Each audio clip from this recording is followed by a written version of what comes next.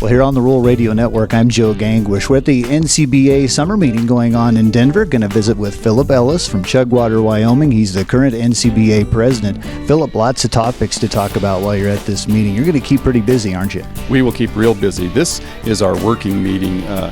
Joe, I call it the meeting where we gather all the neighbors up and down the valley and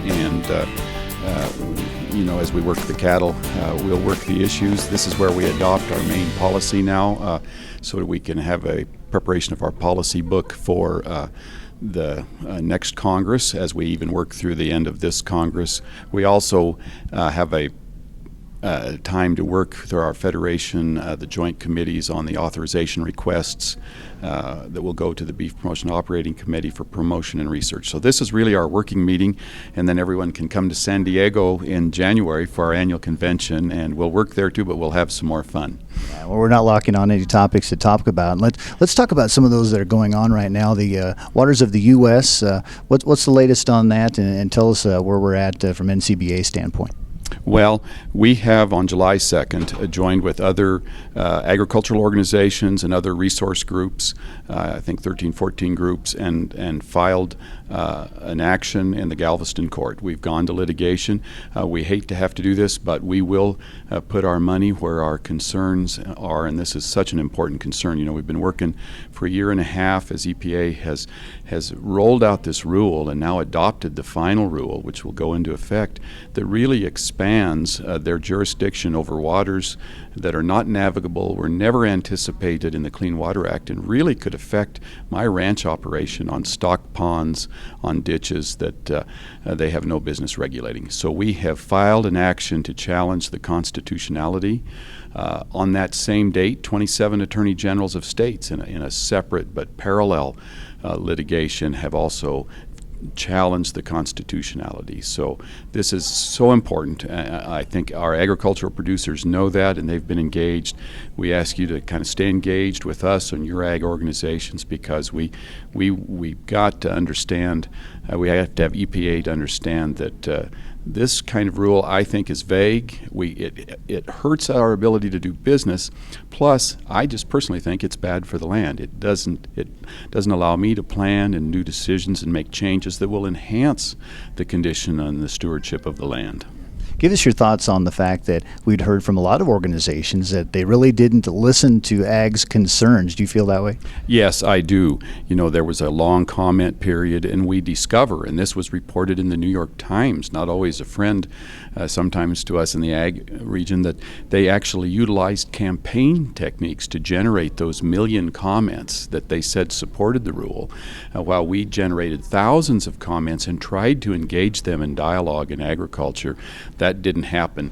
Congress, at least in the House and the committee, has passed legislation, or trying to move forward legislation. It's not been considered by the whole House and Senate, that would ask them to withdraw the rule, go back to the starting gate, and engage the agriculture organizations and the resource industries. And we are also pushing Congress to pass that legislation. But with the final rule now coming in just a few weeks, we've decided we have to go to litigation. Philip, while we have you, let's talk about mandatory country of origin labeling. That's heating up in the Senate, so give us an NCBA standpoint there. Well, it is heating it up in the Senate, and you know, this is just a rule that doesn't work. It hurts our trading partners and Canada and Mexico, and will disrupt our economy and disrupt our cattle marketing and cattle chain, perhaps even prices if retaliation comes about. And I should go back and say that we are anticipating by this fall, WTO will set the retaliation that Canada and Mexico would be authorized to do under the WTO rulings, amounting to billions of dollars, and will be targeted at beef, agriculture, and other commodities. This just disrupts our economy. So it is time to repeal this rule.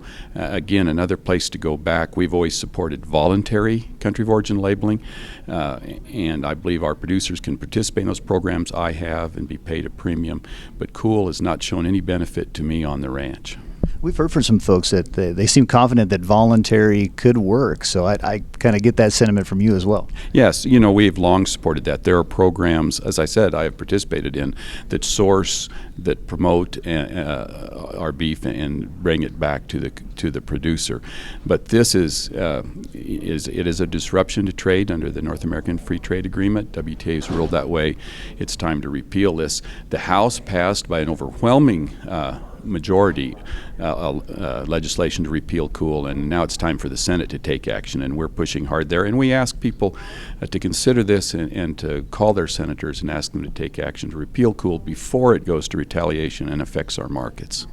Let's wrap this up. And we talked before, obviously, at the beginning that this is a working meeting. So tell us what you want to accomplish. What are maybe some of the main things you want to accomplish in Denver here this week? Well, we will come out of this meeting with our final policy resolutions, new ones, and renewing expiring ones, and set our policy book. We'll come out with good work done on authorization requests. We'll also be considering the industry long-range plan. Now, this is a group of industry thought leaders. It's not just NCBA. It's put together by NCBA and the Cattlemen's Beef Board to write the next 5 years for our long-range plan that will guide our vision, our mission, our objectives to grow beef demand by 2% a year with some initiatives. So that will be considered by our board, the NCBA board, in this meeting too.